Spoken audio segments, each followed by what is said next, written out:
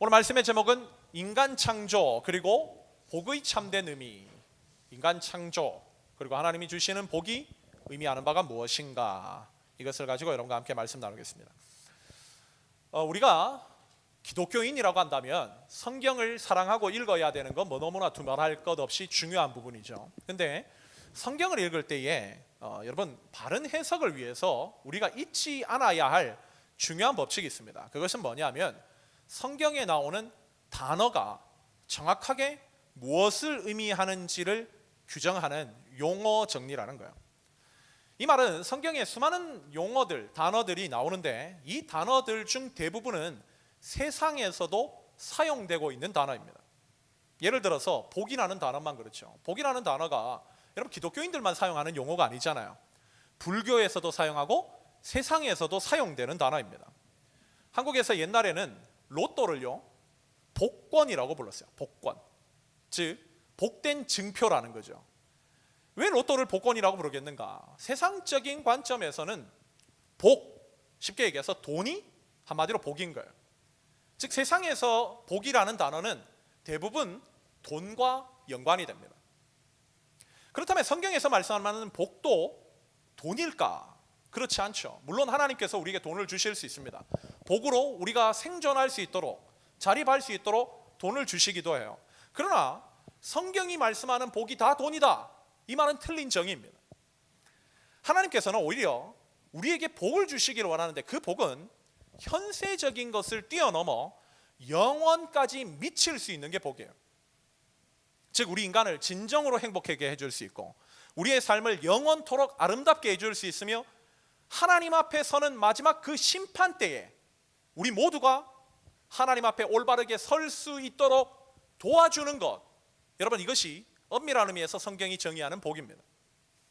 그런 면에서 세상이 정의하는 복과 하나님의 말씀 속에서 정의되고 있는 복은 완전 다르다고 해도 과언이 아닙니다. 그런데도 적지 않은 사람들이 이렇게 정의하시는 하나님의 말씀을 바른 뜻을 이해하려고 하지 않고 자꾸 본인 원하는 대로, 본인 마음대로 성경의 단어들을 왜곡하여 해석합니다. 왜 그럴까요? 도대체 왜 그런 짓을 할까요? 저는 목회자로서 이 부분이 참으로 의문이었습니다. 그런 가운데서 제가 사역을 하면서 찾은 답은 두 가지예요. 첫 번째는요, 죄송합니다, 너무 무식하기 때문에 그래요. 너무 무식합니다. 예를 들면 성경의 말씀은 하나님의 말씀이죠. 하나님의 말씀인데 하나님께서 우리에게 다이렉트로 지금 귀에 들려주시는 게 아니에요. 하나님의 말씀이 어떻게 담겨 있는가? 바로 글이라는 텍스트 안에 담겨 있습니다. 글이라는 텍스트 안에 담겨 있어요. 그 하나님의 말씀, 즉 글이라는 텍스트 안에 담겨 있는 하나님의 말씀의 본의를 제대로 이해하려면 기본적인 글 읽기에 대한 지식이 필요해요. 여기 우리는 KM이기 때문에 대부분 한국에서 온 청년들이 많을 거라고 생각합니다. 한국에는요 수능이라는 걸 치잖아요. 대학 입시를 위해서 수능에서 제일 먼저 다루고 있는 것이 언어 영역인데, 여러분 언어 영역에서 학생들에게 기대하는 바가 뭔가?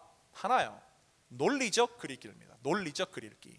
즉 이 글을 쓴 사람이 이 글이라는 텍스트 안에 어떤 의도와 어떤 의미와 어떤 목적을 담고 있는지를 읽어내는 능력, 이게 논리적 글 읽기거든요. 이거를 할 줄 아는 것을 여러분 기본적으로 지식 있는 사람, 여러분적으로 배운 사람이라고 얘기를 합니다. 글을 읽을 때에 글쓴이의 정확한 능력을 집어내는 것이 필요한데 제가 볼 때는요 많은 그리스도인들이 이게 잘 안 돼요. 이게 잘 안 됩니다. 그 결과 성경에 기록되어 있는 단어나 문장을 읽어내지를 못하는 거예요. 그 글 읽기의 가장 기본적인 원칙을 몰라서 그럴까? 그래서 그것을 안 지키고 본인 마음에 드는 한 단어, 한 문장만 골라가지고 본인 욕심을 거기다가 마구대비로 집어넣어서 왜곡하여 해석을 하는 거예요. 자꾸. 그런 사람들이 자주 들먹이는 구절이 요한복음 14장 13절부터 13절, 14절, 즉 누구든지 내 이름으로 무엇이든지 원하면 다 구하라, 그래야만 내가 이룰 것이다, 이런 거. 아니면 내게 능력 주시는 자 안에서 내가 모든 것을 할 수 있다라는 거. 이 구절들은 대부분 다 기복주의자들이 좋아하는 말씀이죠. 근데 이 구절들이 이들이 얘기하는 것처럼 하나님께서 세상의 복을 너희가 원하는 대로 무조건 다 갖다 준다, 이런 것을 보장하는 말씀인가? 그렇지 않다는 거예요.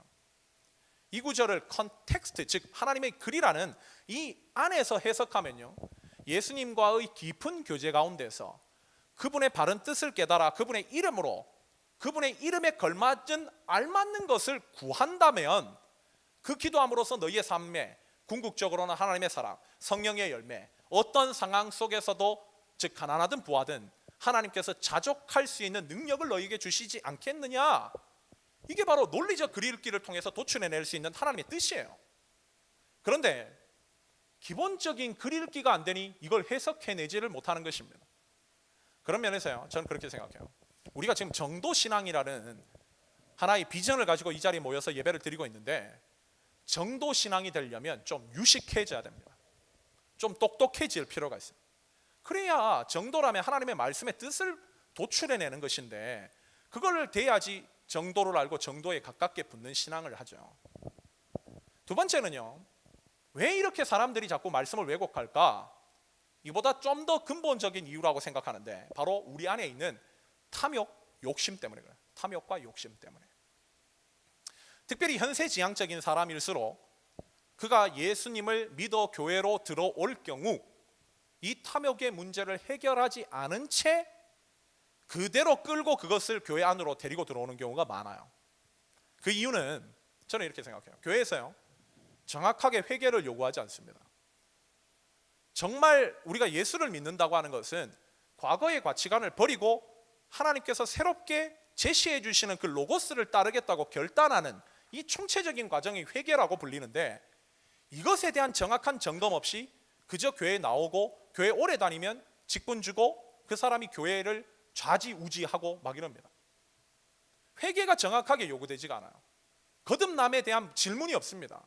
그렇다 보니 그런 사람들은 회개도 하지 않고 본인이 예수 믿는다라고 주입된 어떠한 그냥 주문 가운데에 자기가 예수 믿는다고 생각하고 성경을 봐요. 그러면 성경을 보면 그 가치관 가운데서 보는 성경의 말씀들을 대부분 자기 욕심으로 귀결시키고 그것을 가지고 신앙이라고 착각하고 살아갑니다. 결국 자의적 해석이죠. 자기 마음대로 해석하는 거예요. 그리고 하나님 앞에서 자기의 욕심을 버리는 것이 아니라 자기 욕심을 더 발전시킵니다. 이런 사람들은 결국 진리에 이르지 못하고 구원에 이르지 못할 가능성이 무궁무진한 것이죠. 그러기에 우리가 좀 주의 깊게 생각해야 될 것이 있다면, 성경에서 특별히 어떤 문장, 어떤 단어들을 볼 때도요, 그 뜻이 무엇인지, 하나님이 말씀하신 의미가, 의도가 무엇인지를 좀 진지하게 생각하는 능력을 키워야 돼요. 그것이 내 뜻과 맞는지, 내 생각과 맞는지, 그것이 정말 하나님이 뜻한 것인지 논리적인 사고를 통해서 바른 뜻을 깨달아 알게 될 때에 우리의 가치도 바뀌고 우리가 원하는 정도신앙, 즉 거룩한 영향력으로 하나님께서 원하시는 삶을 사는 그런 귀한 역사가 우리의 삶에 일어나게 된다는 거, 이 너무나 당연한 것이죠. 오늘 우리가 읽은 이 창세기 1장 24절 이하의 본문은요, 하나님께서 우리 인간을 창조하신 내용을 담고 있습니다. 특별히 오늘 보면 26절을 보면 하나님께서는 다른 여타 피조물과 달리 사람을 만드실 때는 우리라는 단어, 즉 성부, 성자, 성령 하나님이라는 단어를 등장시키면서 그분들끼리 서로 의논을 하고 인간을 창조하셨다고 말씀해요. 예를 들어 다른 피조물들을 만드셨을 때는요, 그냥 선포만 합니다. 빛이 있으라 하는 빛이 있었다, 나무가 있으라 나무가 있었다, 궁창이 생겨나라 궁창이 생겼다, 뭐 이런 식인데, 인간을 창조할 때는 삼위일체 하나님께서 친히 의논을 하시고 그리고 인간을 창조하셨다는 거예요. 무엇을 의미하는가? 바로 그만큼 인간 창조에 하나님께서 심혈을 기울이셨다는 거예요. 심혈을. 또한 오늘 보면 26절부터 28절을 자세히 들여다보면 하나님께서 인간을 창조하실 때는 다른 피조물들과 달리 하나님의 형상을 따라 하나님의 모양대로라는 또한 문장이 삽입됩니다. 즉 인간을 창조하실 때는 하나님께서 하나님의 모양과 하나님의 형상을 닮은 존재로 만들으셨다. 그리고 그들에게 복을 주시고 번성케 하셔서 다른 피조물들을 다스리게 하셨다. 이게 바로 인간 창조에서 나타나는 구별점이죠. 다른 피조물과 달리. 이 구절들은 사실 우리 신앙인들에게 나라고 하는 인간, 이 나라고 하는 존재가 정확하게 누구이고 어떤 목적을 위해서 이 세상에 존재하게 되었는지를 정확하게 밝혀주는 구절입니다. 그런데 안타까운 사실은 소위 앞에서 얘기한 그런 사람들에 의해서 이 구절 역시도 왜곡되고 있어요. 무엇을 얘기하는지를 모르니까 잘못 해석합니다. 이것을 우리가 바로 잡고 가야 된다는 거예요. 바로 잡고. 그렇다면 우리가 오늘 이 시간을 통해서 특별히 하나님께서 특별히 우리를 창조하신 이 창조의 내용을 밝혀주고 있는 이 구절을 통해서 우리가 바르게 하나님의 뜻을 깨닫고 가야 될 것이 무엇인가 한 두 가지로 함께 살펴보려고 합니다. 첫 번째는요, 오늘 보면 26절에 하나님의 형상, 하나님의 모양대로 인간이 창조되었다라는 것이 의미하는 바가 무엇이냐는 거예요. 하나님의 형상, 하나님의 모양대로 인간이 창조되었다는 것이 의미하는 바가 무엇인가. 과거 신앙인들은 하나님의 형상, 하나님의 모양이라고 하니까 하나님도 우리 인간처럼 손가락 10개, 발가락 10개, 엉덩이 가지고 계신 그런 분으로 생각을 해왔습니다. 그런데 본문은 그런 뜻이 아니에요. 이 하나님의 형상, 하나님의 모양이라는 히브리 단어들을 좀 더 주의 깊게 살펴보면 형상이라는 단어에 사용된 히브리어 첼렘은요, 쉽게 얘기하면 그림자라는 뜻이에요. 그림자가 어떻게 생깁니까? 바로 어떠한 실체를 반영하는 게 그림자잖아요. 즉 인간은 하나님의 실체를 반영하는 존재라는 거예요. 하나님이 계심을 반영하는 존재, 이게 바로 인간입니다. 또한 모양이라는 히브리어 때무트는 닮았다라는 동사에서 나온 명사예요. 즉 하나님을 닮은 존재로 만들어진 게 인간이라는 거예요. 그런데 하나님은 영이시죠. 영은 육체가 없습니다. 육체가 없는 하나님을 닮았다라고 한다면 그것이 의미하는 바가 뭔가? 바로 하나님의 성품, 하나님의 품성, 하나님의 철학을, 하나님의 마음을 닮은 존재, 그 실체를 반영하는 존재로 만들어진 게 인간이라는 거예요. 여러분 이것을요 우리가 제대로 이해하는 게 참으로 중요합니다. 제 애가 둘이 있잖아요. 여러분들도 잘 아다시피 딸 아들 미니 현입니다. 저는 청년들로부터 자주 이런 말을 들어요. 목사님, 미니는 진짜 목사님 닮았어요. 그러면요 저는 기분이 나쁠까요? 기분이 좋을까요? 네? 네? 좋을까요? 나쁠까요? 좋죠. 나쁘면 제가 정상적인 아빠가 아니죠. 그렇죠. 좋아요. 제 딸은 나쁠 수 있을지 모르겠지만 저는 좋아요. 근데 미니도 너 아빠 닮았어 이러면요 막 이렇게 짜증을 내야 되는데 좋아하는 것처럼 보여요. 저만의 착각인가요? 좋아하는 것 같이 보여요. 그 말이 그렇게 싫지 않은 것 같아요. 아직은 뭐 뉴스 되면은 왜 나는 아빠 닮았어 엄마 안 닮고 뭐 이렇게 해가지고 제 가슴을 찢어 놓을지도 모르겠지만 아직까지는 그런 말 하지 않는 거 보니까 제가 기분이 좋습니다. 간혹 집에서 미니가 어떤 실수를 하면요 제 아내는 미니와 저를 보면서 이런 말을 합니다. 어떻게 저 두 사람은 하는 게 저렇게 똑같냐고. 절 닮은 딸을 본인이 어떻게 해보라는 식으로 얘기를 합니다. 그러면 남들 같으면 뭐라고 할까요?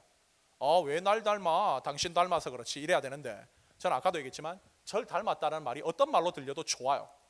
그래서 제가 미니를 실수한 걸 혼내지 않고 어떻게 하냐면 미니 보고 씩 웃습니다. 그럼 미니도 그런 게 싫지 않은지 저를 보고 씩 웃어요. 그러면 또 제 아내는 저 둘은 웃는 것도 똑같다고 핀잔을 줍니다. 여러분 저는요 제 아이와 제가 닮았다라는 말을 듣기가 참 좋아요. 이 여느 부부나 똑같을 거라고 생각합니다. 근데 제가 여기에 더해서 더 행복하다고 느낄 때가 언제일 것 같으세요? 저는 그렇게 생각해요. 저랑 앞으로 미니 현이가 저하고 말하는 것도 같고 생각하는 것도 같고 하는 것도 비슷함을 뛰어넘어서 제가 가지고 있는 신앙관, 인생관, 삶의 방식, 신앙의 방식, 심지어 삶의 철학까지도 닮았다라는 소리를 들을 때 저는 무지 행복할 것 같습니다. 저 정말 행복할 것 같아요.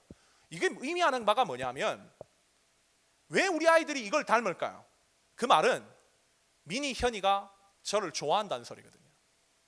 더 깊게 얘기하면 제가 가지고 있는 신앙관, 인생관, 가치관, 세계관, 심지어 삶의 철학까지 존경하고 사랑한다는 거예요. 여러분 사랑하면 닮잖아요. 좋아하면 말하는 투, 억양, 심지어 걸음걸이까지 닮거든요. 만약에 미니 현이가 앞으로 20이 되고 30이 되고 40이 되었는데 아빠를 너무 좋아해서 아빠가 가지고 있는 하나님에 대한 신앙을 정말 닮았다는 소리를 들었다면 저는 자식 농사 대성공한 겁니다. 대성공한 거예요. 여러분, 정말로 하나님께서 우리를 당신 닮은 존재로 창조하셨다라는 것이 무슨 의미인가? 저는 여기에서 이 의미를 봐요. 우리 인간을 거룩한 하나님을 닮은 존재로 만들었다는 것은 바로 처음에 인간은 하나님의 뜻, 하나님의 가치관, 하나님의 마음, 하나님의 철학, 하나님의 성품을 닮은 존재로 만들어졌다는 거예요.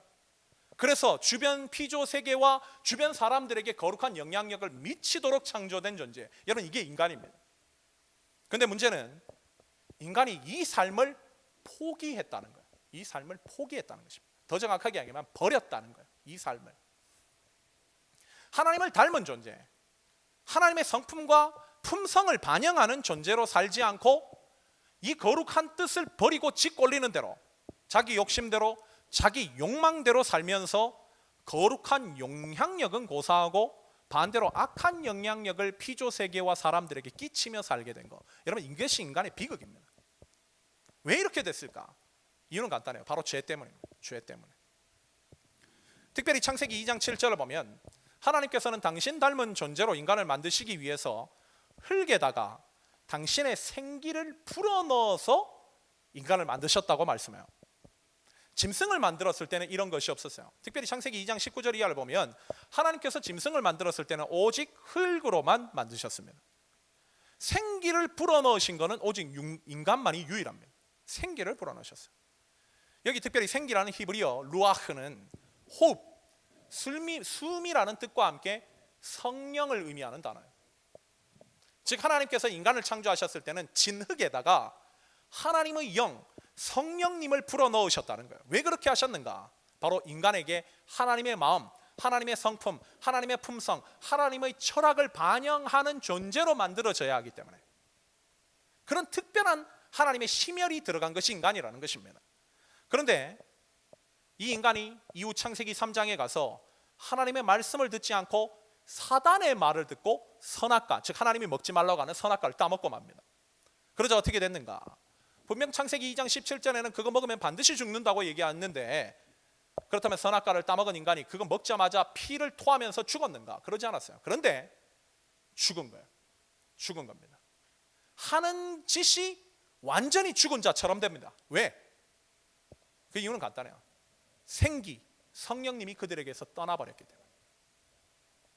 요한계시록에 특별히 사대교회에 대한 표현처럼 살았다 하고 있는 이름은 가졌으나 실상은 죽은 자처럼 된 게 인간입니다. 죽어버린 거예요. 그래서 창세기 5장에 나오는 인간 첫 족보의 동사들이 뭔가? 다 죽었다라는 거잖아요. 아담은 몇 세 살고 죽었더라, 가인은 몇 세 살고 죽었더라, 다 몇 세 살고 죽었더라의 반복. 이게 바로 인간이 죄를 범하게 됨으로 말미암아 처하게 된 실상입니다. 죽음의 존재가 됐다는 거예요. 죽음의 존재. 즉 성령님이 계시지 않는 인간은요, 그가 누구이든 간에 하나님의 뜻을 이루고 거룩한 영향력, 생명의 영향력을 끼치는 존재가 아니라 자기도 죽고 남도 죽이는 일을 해요. 남도. 예를 들어서 제가 청년 사역을 하면서 자주 봤던 것들이 뭐냐면, 교회 다니는 형제하고 교회 안 다니는 자매, 뭐 반대 테이스도 똑같습니다. 그렇게 되면요, 어떻게 될 것 같으세요? 자, 교회 다니는 쪽과 교회 안 다니는 쪽이 만났어요? 그러면 어떻게 될까요? 좋은 영향력이 미쳐질까요? 나쁜 영향력을 받을까요? 어떻게 생각하세요? 이거 잘 얘기하셔야 돼요. 여러분들 삶이 될 수도 있는 거예요. 어떻게 될 것 같아요? 대개는요, 안 좋은 쪽에 영향을 받습니다. 희한해요. 안 좋은 쪽에 영향을 받아요. 그래서 교회 잘 다니는 애가 갑자기 안 다니는 친구하고 결혼하면요, 같이 주일 성수도 안 하고요, 개판으로 삽니다. 물론 다라고 얘기할 수 없어요. 그러나 대부분 케이스는 그랬어요. 안 좋은 쪽으로 영향을 미쳐요. 분명히 우리의 삶은 거룩한 영향력으로, 생명의 영향력을 주고받는 사이로 만들어졌는데, 희한하게 하나님 떠난 인간들은 안 좋은 쪽으로 영향을 자꾸 미친다는 거예요. 안 좋은 쪽으로. 그래서 결국 세상에 동화되게 만들고 그렇게 함께 살다가 같이 죽어버리자는 거, 이게 궁극적인 그들의 삶의 방향입니다. 특별히 지난 수요 성경 공부 때 우리가 복음에 대해서 배웠는데, 거기 나온 로마서 1장 28절의 증언이 뭔가? 저들이 마음에 하나님 두기를 싫어했다. 하나님 두기를 싫어했다. 이 문장의 헬라어를 직역하면 이런 뜻이라고 했죠. 그들은 하나님을 자신의 지식 안에 능동적으로 받아들이기를 거부했다, 싫어했다, 이런 뜻이에요. 하나님의 말씀이 선포되면 생각, 마음, 행동으로 그 말씀을 적극적으로 받아들여야 되는데 죄에 빠진 인간들은 그걸 거부하더라는 거예요. 이유가 뭔가? 간단합니다. 세상적으로 하나님의 말씀이 득이 안 되기 때문에. 득이 안 된다는 거예요. 돈이 안 생긴다는 거예요. 세상에서 커지려면 세상 나가서 돈도 많이 벌고 욕심도 더 버려야 되고 세상적인 거 자꾸 줘야 되는데 하나님은 자꾸 말씀을 통해 뭐라고 얘기하는가? 얘야, 그건 가치가 없는 거야. 그건 내려놓으렴, 버리렴. 그것보다 더 중요한 것이 있어. 그쪽으로 보지 말고 이쪽 봐야지 라고 얘기하신다는 거지. 이것을 들어야 되는데 인간은 죄에 빠져서 그걸 듣지를 않고 능동적으로 그걸 거부해버린다는 것입니다. 그걸 버려요. 자꾸 안 들으려고 합니다. 받아들이기 싫다는 거예요. 그러면 여러분, 이 사람들이 하나님을 믿는다고 얘기는 해요. 그러나 능동적으로 자신의 지식 안에 하나님의 말씀을 받아들이기를 거부하면 신앙인입니까? 그런 사람들은 예수 믿는다고 입으로 얘기는 할 수 있어요. 그러나 그 사람들이 진짜 신앙인일까요? 왠 줄 아세요? 이게 아니에요. 왜냐하면요, 그런 자들에 의해서 예수님이 십자가에 달려 돌아가셨습니다. 대표적인 경우가 뭔가? 바로 유대인들 아니에요? 유대인들 하나님 믿는다고 했죠. 하나님 예배 드렸습니다. 그런데 하나님의 아들이신, 하나님의 말씀이신 예수님이 이 땅에 선포되었을 때 그들이 어떻게 합니까? 능동적으로 받아들이기 거절하죠. 결국은 어떻게 하죠? 그분 십자가 매달아 죽여버렸습니다. 여러분, 이게 인간이라는 거예요. 이게 인간. 하나님의 마음은 우리가 영원히 살 수 있는 길로 우리를 인도하면서 이 세상에 하나님 나라의 가치관을 심는 삶으로 모든 피조 세계에 좋은 영향력을 미치며 살아가는 것인데, 이 성령님이 떠나버린 인간은 오직 자기 이득, 자기의 욕심, 자기 이기적인 욕망 때문에 하나님의 말씀이 선포되어도 그것을 받아들이려고 하지 않고 자꾸 엉뚱한 사망의 짓만 한다. 그래서 사도 바울이 이어지는 로마서 1장 28절 이후의 삶을 보면요, 그들이 하는 짓이 뭔가? 이런 얘기를 해요. 불의, 추악, 탐욕, 악의, 시기, 살인, 분쟁, 사기, 비방, 교만, 불순종, 무자비, 무정한 짓. 여러분, 이게 뭘 의미하는가? 이 카테고리가 뭘 얘기하는가? 이게 사단이 하는 짓이거든요. 하나님을 자신의 삶에 능동적으로 받아들이기를 거부하는 자들은 어떻게 보면 자동적으로 사단을 닮는다는 거예요. 그리고 하는 짓이 하나님 닮은 행동을 하는 것이 아니라 사단 닮은 행동을 한다는 것입니다. 누가? 성령님이 떠나버린 인간이. 그런 면에서 여러분, 이런 비극을 극복할 수 있는 길이 뭔가? 이걸 뒤집는 거예요. 이걸 뒤집는 거예요. 빨리 뒤집어야 돼요. 이걸 뒤집어야지 삽니다. 하나님의 말씀이 선포될 때 내 뜻과 맞지 않아도 하나님의 뜻을 굴복시키려고 하는 것이 아니라 내 뜻을 굴복시키고 하나님의 뜻을 적극적으로 능동적으로 받아들이는 것. 이게 돼야 돼요. 이게 돼야 돼. 이게 돼야 삽니다. 근데요, 이건 역시도 우리 힘으로 안 돼요. 잘 안 됩니다. 더 정확하게 얘기하면 성령님이 임하셔야만 가능해요. 성령님이 임하셔야만. 사도 바울이 로마서 8장 11절에서요 이렇게 설명합니다. 뒤에 말씀 뜨나요? 말씀 찾은 사람들은요, 뭐 찾아서 읽으셔도 되고 한 목소리로 한번 읽을게요. 이게 중요한 말씀입니다. 함께 읽겠습니다. 시작. 예수를 죽은 자 가운데서 살리신 이의 영이 너희 안에 거하시면 그리스도 예수를 죽은 자 가운데서 살리신 이가 너희 안에 거하시는 그의 영으로 말미암아 너희 죽을 몸도 살리시리라. 예수를 죽은 자 가운데서 살리신 이의 영이 뭔가? 바로 이게 성령님이거든요. 그분이 너희 안에 거하시면, 그리스도 예수를 죽은 자 가운데 살리신 이가 너희 안에 거하시는 그 영으로 말미암아 너희 죽을 몸도 살리시리라. 성령님이 우리를 살린다는 거예요. 성령님이. 즉 하나님의 생기가 다시 불어넣어질 때 사는 거예요. 특별히 사도 바울은요, 여기 너희 안에 거하시면 이라는 말을 썼는데, 이 거하시다라는 헬라어가요 에노이케오라는 말을 썼어요. 에노이케오라는 말을 썼는데, 이 말은요 사신다, 집으로 삼아서 거주하신다, 이런 뜻이에요. 즉 성령님이 우리 안에 그냥 와서 초대 손님으로 계신 게 아니라 원래 집주인이었던 내가 하나님 앞에 내 집 소유권을 드리는 거야. 내 집에 있는 이 집문서를 드리는 거야. 이제 내 집 아니에요. 하나님 집입니다. 성령님 집이에요. 우리 집 와서 영원히 거주하세요. 하나님 당신 성전 삼으세요 라고 내드리는 걸 의미해요. 그런 사람에게 더 멋진 말이 뭐냐면요, 여기 살려주신다는 헬라어도 멋진 말이에요. 조포이에오라는 말을 썼는데, 이 말은요 반드시 살리신다는 거예요. 반드시. 즉 내 집의 소유권을 성령님께 이양한 사람은 반드시 살리신다는 거예요. 반드시. 여러분 그러면요, 이 정도 하나님 말씀하셨으면 이제 우리가 해야 될 일이 뭐예요? 해야 될 일이 뭘까요? 빨리 내 몸뚱아리 이 집문서를 하나님 앞에 드리는 거예요. 빨리 드리는 겁니다. 이 내 거 아니에요. 어차피 여러분 내 거 아니에요. 어차피 여러분 살아봤자 30년 살다가 그냥 죽습니다. 내 거라고 주장하면. 그럼 영원히 죽는 거예요. 이 내 거 아닙니다. 하나님 겁니다 라고 빨리 드리는 게 지혜로운 거죠. 그러면 영원히 살리신다는 거예요. 그런 사람들은 기도를 하더라도 이렇게 기도해야 되죠. 하나님, 내 삶은 하나님 겁니다. 이 몸뚱아리는 이제 소유권이 저한테 있지 않고 하나님의 소유입니다. 저는 당신의 종이고 당신의 집사입니다. 아침에 일어나더라도 하나님 이거 들어주세요, 이거 들어주세요, 이게 아니라 하나님, 오늘 저에게 새로운 생명 주셨습니다. 제 몸뚱아리는 하나님 겁니다. 오늘 시키실 일이 없습니까? 오늘 제가 어떤 삶을 살까요? 당신 시키는 대로 최선을 다해 살겠습니다. 하나님, 말씀만 하십시오. 여러분, 이게요, 성령님이 주인으로 계시는 사람의 삶의 기도입니다. 그 삶을 하나님이 반드시 살리신다는 거, 반드시 살린다는 거.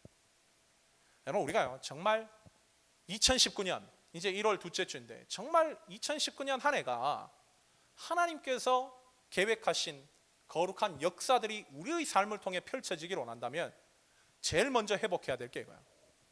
이거 뭐 저 예수님 믿는데요, 뭐 성령 계시겠죠, 이게 아니라 정말로 성령님이 거하시는 집으로 나의 삶을 드리는 거. 그럴 때에 우리 인간은 처음 인간이 창조된 대로 하나님을 닮은 하나님의 말씀, 하나님의 마음, 하나님의 생각, 하나님의 가치관, 하나님의 모든 삶의 철학들을 닮은 존재로 세상 가운데 거룩한 영향력을 행사하는 진짜 참 인간으로 세워질 수 있다는 거. 이것이 바로 오늘 본문을 통해서 우리에게 처음으로 깨닫게 해주시는 하나님의 첫 번째 말씀이죠. 두 번째로, 우리가 오늘 말씀을 통해서 이 창세기 서론을 통해서 우리가 진정으로 수정해야 될 것이 있다면 두 번째는 바로 복과 번성의 개념에 대한 것입니다. 복과 번성. 진짜 하나님께서 주시는 복과 번성이 뭔가? 오늘 보면 27절, 28절인데요. 제가 27절을 읽고 여러분이 한 목소리로 28절 읽겠습니다.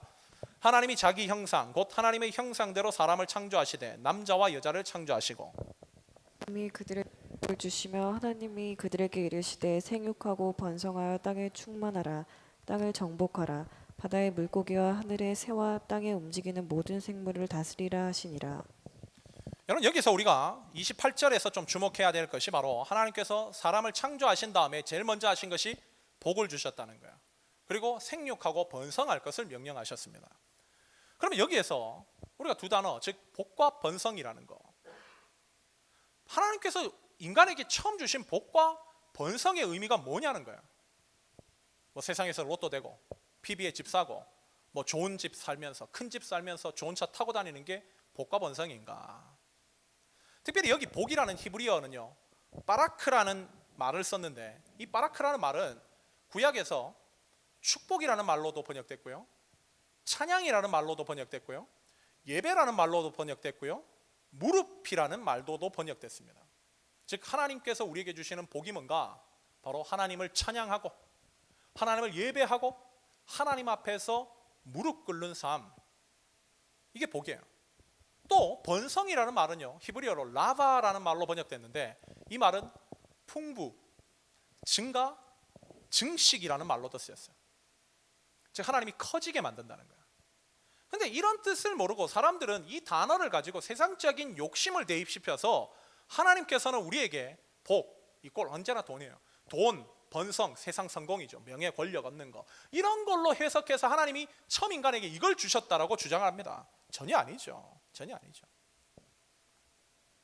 예를 들어서요, 이 복과 번성이라는 말이요, 이 복과 번성을 누가 가지고 있느냐에 따라서 의미가 달라지는 경우도 있어요. 이게 정말 무서운 건데요.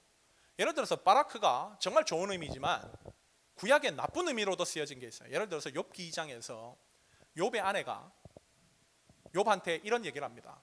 너 그렇게 하나님 잘 믿는다고 그러더니 야, 하나님 저주하고 되져버려, 이런 얘기를 하거든요. 거기에 하나님을 저주하다라는 말이 바라크입니다. 즉 하나님이 어떤 복을 주셔도 그 복을 받아들일 수 없는 사람에게는 저주입니다. 번성도 똑같아요. 라바라는 말이요, 창세기 6장에 가서 노아의 심판에 관련돼서는 어떻게 쓰이냐면 6장 7절에서 하나님께서 세상에 죄가 가득함을 보셨다고 했는데 그 죄가 가득하다는 게 라바입니다.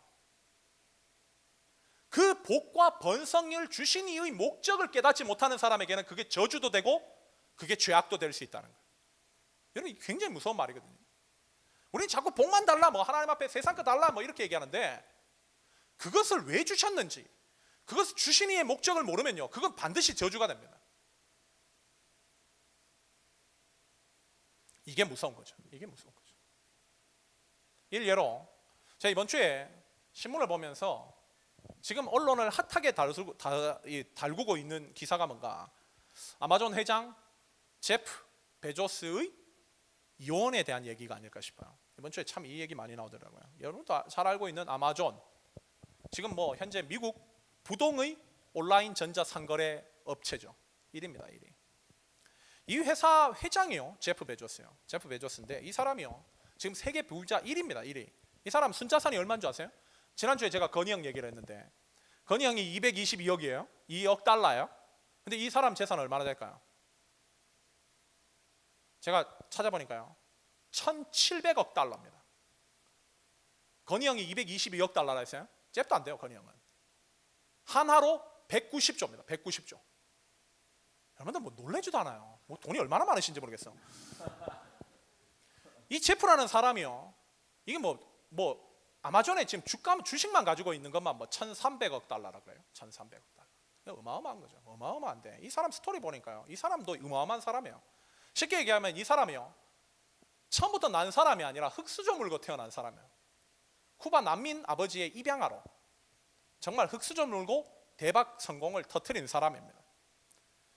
이 사람이 성공하기 전에 헤지펀드 회사에서 일을 하면서 면접관으로 자기 아내를 만나요.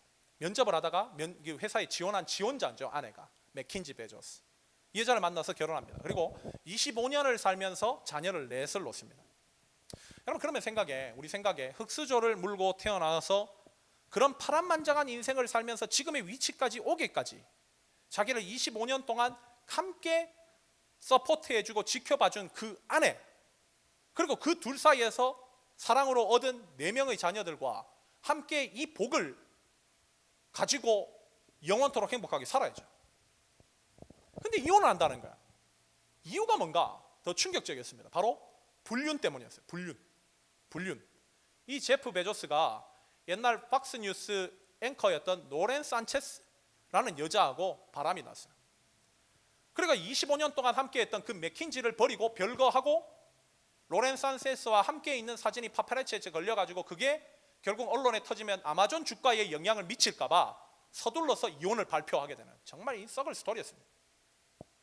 지금 제가 더 가슴 아픈 건요, 사람들의 관심이에요.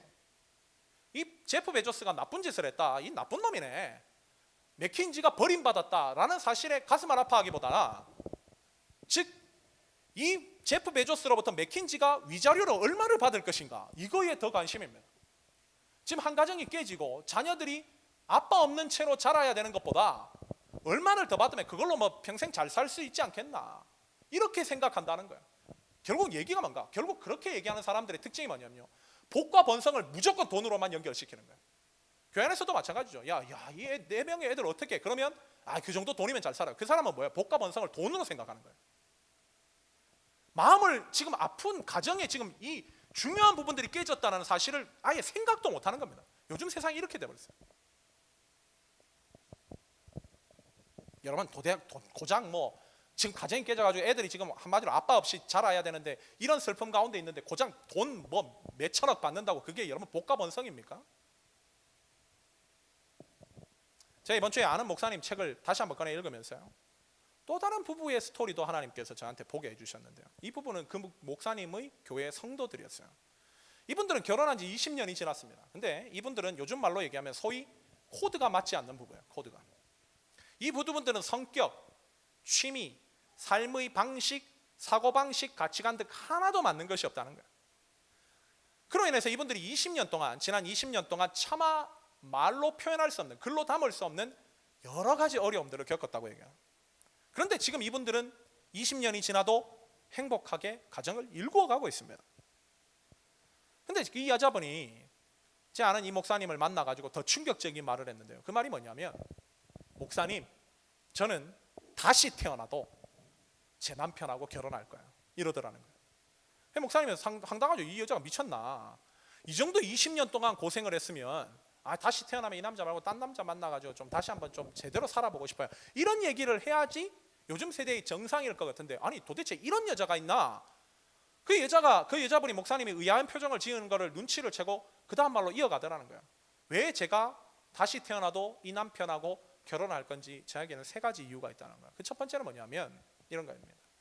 다시 태어나도 다시 결혼해도 지금의 이 남편보다 더 좋은 남자를 만날 자신이 없다는 거예요. 자신이 없다는 거예요. 어떻게 보면 하나님께서 자신에게 천생배필로 주신 하나님의 선림을 믿는 거죠. 이 여자분은.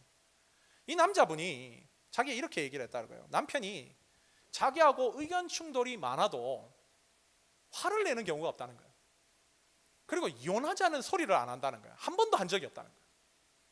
그리고 자기에게는 좀 그렇지만 자기 자녀에게는 엄청나게 성실하고 자기 가정을 지키기 위해서 정말로 부지런히 살아왔다는 거예요. 만약 이 남자보다도 못한 남자를 내가 만난다면 생각만 해도 끔찍하다는 거예요. 그래서 다시 태어나도 이 남편하고 만날 것이다. 둘째는 하나님께서 본인과 남편을 통해 주신 2 자녀 때문에 다시 태어나도 이 남편하고 결혼하겠다. 둘 사이에 하나님께서 이 아이를 주셨는데 이 아이가 본인에게 너무 귀해요. 근데 다른 남자 만나면 이 아이 못 만나는 거잖아요. 그래서 이 아이들, 소중한 이 아이들 때문에 다시 태어나도 이 남자하고 결혼하겠다. 마지막은 현재의 경제 수준에 만족한다는 거예요. 현재 경제 수준. 이 2분은 큰 재산이 없어요. 모아놓은 것도 없습니다. 그러나 남편이 직장 생활하면서 벌어온 돈의 자족의 비밀을 발견했어요. 주어진 것에 감사해요. 만약 이거보다 더 큰 것을 줬다면 타락할 수 있겠죠. 돈은 언제나 보면요, 불륜하고 많이 연결돼요. 그렇게 타락할 수 있겠죠. 그런데 이렇게 자족하도록 주신 이것에 만족하기 때문에 자기는 이것이 다음에 태어나도 바꿀 의향이 없다는 거예요. 하나님 주신 것에 만족한다는 거예요. 만족한다는 거예요. 여러분, 제프 베조스하고 이 2분들 지금 케이스를 얘기했는데요. 여러분, 어느 것이 복받은 삶이라고 생각하세요? 어느 것이 진짜 번성입니까? 어느 가정이 진짜 축복된 가정이고 어느 가정이 진짜 저주스러운 가정인 거죠? 사람들이요, 탐욕과 욕망에 찌들어 있어서 이걸 못 봐요. 이걸 못 봅니다. 이걸 잘 구분을 못해요. 그저 돈 많으면, 남편이 부자이고 여자가 잘 나가면 행복할 것 같은데, 여러분, 제프 베조스가 행복합니까? 지금 행복할까요? 자기 흑수저 때부터 25년 동안 지켜봐주고 함께 해주고 사랑하는 4 자녀를 함께 키워온 이 가정을 고작 불륜 때문에 내팽개치는 그의 삶이 진짜 행복한 삶입니까? 짐승보다도 못한 삶 아니에요? 아니면 돈 없어도, 성격 차이가 있어도 이 사람이 나의 천생배필이자 하나님이 주신 짝임을 믿고 세상이 갈라지고 다시 이 세상이 리셋돼도 나는 이 사람하고 결혼하겠다 라고 하는 이런 믿음이 있는 사람들이 축복된 사람들입니까? 여러분, 복이라는 단어, 이 바라크라는 단어는요, 아름답다라는 뜻도 가지고 있어요. 하나님이 주신 복은 결국 마지막에 아름답게 귀결돼요. 이 삶은, 아름다운 삶은요, 돈으로 절대 안 됩니다. 돈으로 안 돼요. 돈으로 한번 생각해 보세요. 돈으로 멋있는 척은 할 수 있어요. 옷 나이스하게 입고 좋은 차 찍고 좀 폼나는 척은 할 수 있습니다. 그러나 고귀한 삶은 돈으로 못 사요. 아름다운 삶도 돈으로 못 삽니다. 돈으로 화려한 침대는 살 수 있어요. 매트리스 좋은 거 살 수 있습니다. 그러나 단잠은 못 사요. 돈으로 집을 거대하게 지을 수는 있어요. 궁궐을 지을 수 있습니다. 그러나 그 안에 행복한 가정의 DNA는 살 수 없어요. 돈으로 로렌 산체스와 같은 요염한 기생들은 살 수 있어도요, 방금 전에 설명한 것과 같은 신실한 아내는 못 삽니다. 돈으로 지식은 살 수 있어도 인간에게 제일 필요한 신앙과 인품은 얻을 수 없고, 돈으로 노예는 부릴 수 있어도 진실한 친구, 신실한 자녀는 못 사요. 결국 제가 얘기한 거, 아름다운 삶, 고귀한 삶, 단잠, 행복한 가정, 신실한 배우자, 신앙과 인품, 진실된 자녀와 신실한 자녀, 이거 인간에게 있어서 제일 중요한 거 아니에요? 돈으로 살 수 있는 게 뭐가 있습니까? 여기서 하나도 없어요. 돈으로 정작 중요한 건 인간은 못 산다는 거예요. 그런데도 일평생 돈만 쫓아다니고 정작 그것으로 가장 중요한 거 구할 수 없는데 돈만 바라보고 돈만 많은 것을 부러워하고 도지어 돈 하다가 끝나버린다면 얼마나 병맛 같은 인생입니까? 병맛 같은 인생. 저는요, 새로운 교회 성도들은 정말 이런 삶 안 사셨으면 좋겠어요. 이게 제 올해의 기도 제목이기도 합니다. 정말로 병맛 같은 인생 살지 않는 성도들 만드는 거. 그렇다면 우리가 정말 서둘러 급히 해결해야 될, 하나님께 구해야 될 복이 뭔가? 바로 하나님께서 이미 주신 것을 가지고 남들과 비교하지 않고, 또 하나님께서 주신 것이 있다면 그 달란트, 시간이든 물질이든 재능이든 건강이든 간에 욕망에 짓하지 않고 하나님의 뜻대로 감사하고 주신 이의 목적답게 사용할 수 있을 때, 여러분, 이게 가장 복된 삶이 되는 것이죠. 이것은 창세기 1장 28절에도 잘 설명되고 있어요. 여기 보면 하나님께서 인간에게 처음 복을 주시고 생육하고 번성하게 하신 이유가 뭔가? 바로 모든 피조 세계를 잘 다스리라고 하신 거예요. 한마디로 수단이자 도구로 주신 겁니다. 여기 다스리라고 하는 것은 소위 나폴레옹이나 정복자들이 정복할 때의 어떠한 그 욕망을 얘기하는 것이 아니라, 한마디로 하나님의 피조 세계를 잘 매니지먼트하는 거예요. 거룩한 영향력으로 매니지먼트하는 거.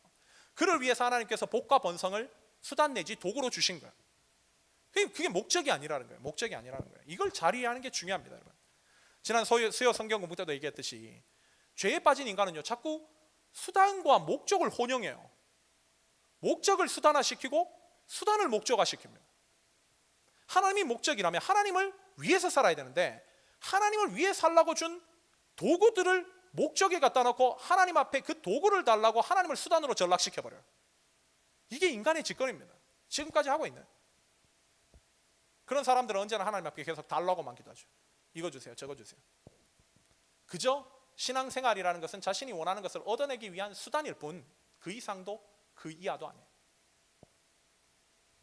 마찬가지로 하나님 주신 복, 그것이 우리의 달란트이든 뭐 물질이든 힘이든 건강이든 간에, 그것을 우리는 정말 정도 신앙을 하려면 그것을 하나님의 영광을 위한 수단으로, 도구로 사용해야 됩니다. 그걸 적극적으로 사용해야 돼요.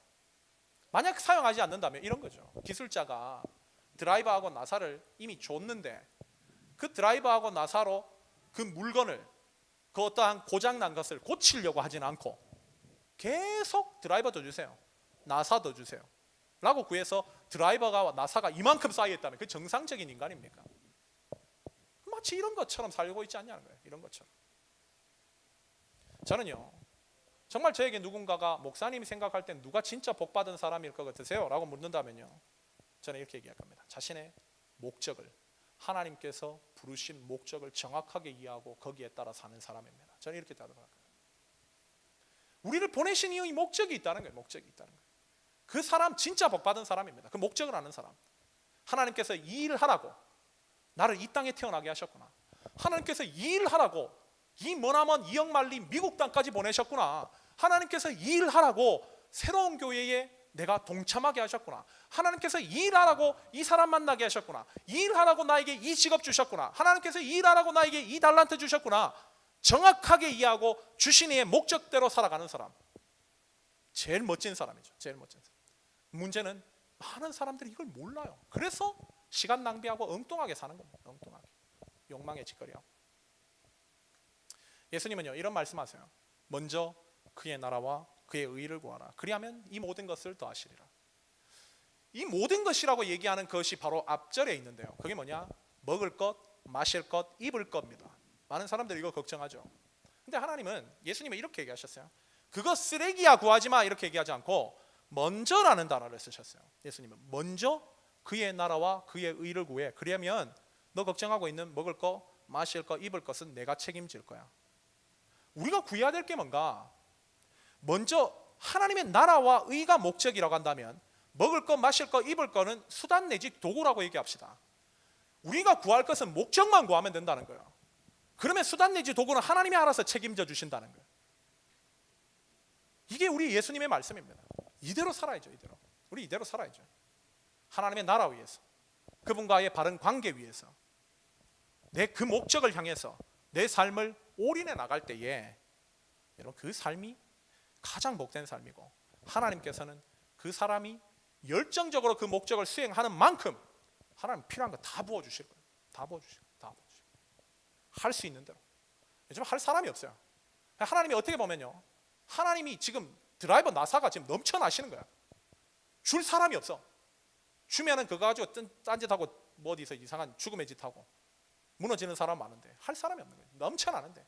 여러분, 만약에 그 일을 하신다면 하나님이 전능하신 분이면 다 알아서 해결해 주시고, 그래서 결국은 우리의 창조의 법칙대로, 하나님의 목적대로 이 세상을 거룩한 영향력을 채워나가는, 문제 있는 것을 고쳐나가는 사람으로 우리를 부르셨다는 거, 이게 바로 우리가 하나님께서 우리에게 주신 복과 번성의 진정한 의미이자 그것이 우리에게 왜 필요한지를 알려주는 우리의 수정해야 될 중요한 개념이죠. 말씀 정리합시다. 오늘 말씀 두 가지를 배웠어요.